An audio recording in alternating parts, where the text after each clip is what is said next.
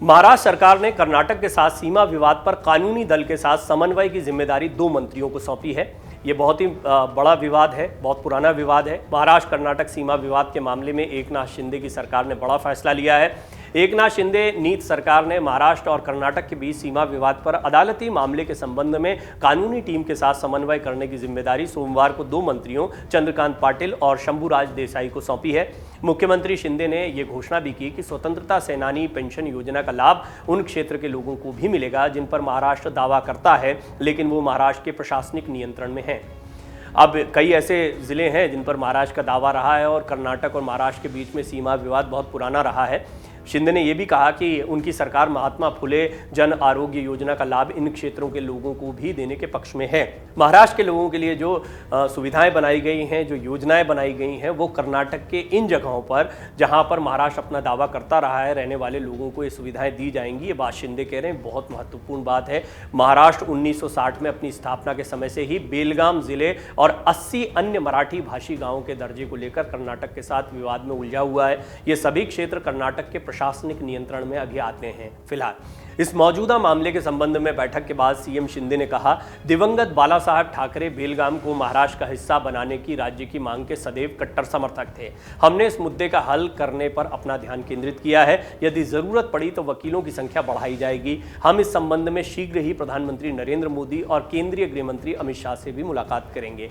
देखिए, हर चुनाव के पहले ये मुद्दा बहुत बड़ा मुद्दा है और महाराष्ट्र और कर्नाटक की सीमा से लगे जितने भी क्षेत्र हैं उनको बहुत प्रभावित करता है। अगर शिंदे इसमें कामयाब होते हैं, क्योंकि ये मुद्दा उठाना यूं ही नहीं है, आज का मुद्दा नहीं है, बहुत पुराना मुद्दा है, और इस मुद्दे को उठाकर यदि वो कोई भी कामयाबी हासिल करते हैं तो निश्चित तौर पर ये एकनाथ शिंदे के लिए बड़ी कामयाबी होगी। आगामी चुनाव से पहले शिंदे कुछ ऐसे बेंचमार्क बनाना चाहते हैं, कोई ऐसे बड़े फैसले लेना चाहते हैं जिनके लिए महाराष्ट्र उनको याद रखे। और यदि वो इस काम में कामयाब होते हैं कि वो कर्नाटक में जिन गाँवों पर, जिन क्षेत्रों पर, या बेलगाम जो कि बहुत बड़ी जगह है कर्नाटक की, उस पर वो अपना दावा ठोकते रहे। महाराष्ट्र हमेशा से कहता रहा है कि ये महाराष्ट्र का हिस्सा है, मराठी भाषी क्षेत्र हैं। तो अगर वो इसमें कामयाब होते हैं तो कितना बड़ा फैसला हो सकता है, कितना बड़ा अचीवमेंट हो सकता है एकनाथ शिंदे के लिए, इसका अंदाज़ा लगाया जा सकता है। शिंदे ने बैठक के बाद इस मामले के संबंध में कानूनी टीम से समन्वय की जिम्मेदारी प्रदेश के उच्च और तकनीकी शिक्षा मंत्री चंद्रकांत पाटिल और राज्य के उत्पादन शुल्क मंत्री शंभूराज देसाई को सौंपी है। मुख्यमंत्री ने बेलगावी और उसके आसपास के क्षेत्र के लोगों के प्रतिनिधिमंडल को इस विवादित क्षेत्र में सुविधाएं प्रदान करने, रोजमर्रा में मराठी का उपयोग करने को लेकर कर्नाटक सरकार के साथ उपयुक्त संवाद बनाए रखने को भी कहा है, यानी सरकारों के बीच भी समन्वय बना रहे। राज्य सरकार ने वरिष्ठ वकील वैद्यनाथन को उच्चतम न्यायालय में इस मामले में महाराष्ट्र का प्रतिनिधित्व करने के लिए नियुक्त किया है। वहीं कर्नाटक का रुख जान लीजिए। कर्नाटक के मुख्यमंत्री बसवराज बोम्मई ने कहा है कि उनकी सरकार ने उच्चतम न्यायालय में महाराष्ट्र के साथ अपने सीमा विवाद पर कानूनी लड़ाई को आगे बढ़ाने की तैयारी कर ली है। दोनों जगह पर बीजेपी है, ये महत्वपूर्ण बात है। और फिर ऐसे में क्या दिक्कत आ रही, तो प्रधानमंत्री मोदी का रुख किया जा सकता है, क्योंकि कर्नाटक भी अपने क्षेत्रों को नहीं छोड़ना चाहता और बेलगाम जैसा क्षेत्र बिल्कुल नहीं छोड़ना चाहेगा। लिहाजा बोम्मई का अपना कहना है, यहाँ पे फडणवीस और एकनाथ शिंदे की सरकार चल रही, फडणवीस उप मुख्यमंत्री हैं, एकनाथ शिंदे ने इस मुद्दे को उठाया क्योंकि बीजेपी आमने सामने दिखाई दे रही। दोनों राज्यों में फिलहाल तो बीजेपी की सरकार है। आइए अब हम आपको बताते हैं कि महाराष्ट्र और कर्नाटक का सीमा विवाद है क्या।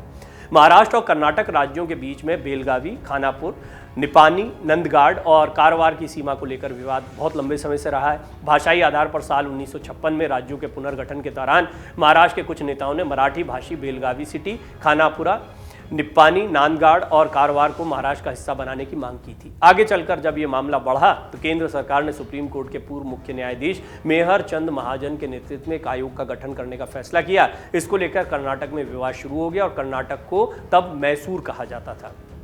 सीमा विवाद का केंद्र कोल्हापुर रहा है, ये भी आप समझिए। कोल्हापुर महाराष्ट्र के लिए बहुत महत्वपूर्ण है। कोल्हापुर जिला कर्नाटक में बेलगावी से लगभग 120 किलोमीटर की दूरी पर स्थित है, जो 1956 से सीमा विवाद के केंद्र में रहा है। इन क्षेत्रों में मराठी भाषी लोग महाराष्ट्र में शामिल होने का विरोध कर रहे हैं। इन सभी लोगों ने आरोप लगाया कि कर्नाटक सरकार उनके आंदोलन को दबाने और उन पर कन्नड़ भाषा थोपने की जबरन कोशिश कर रही है।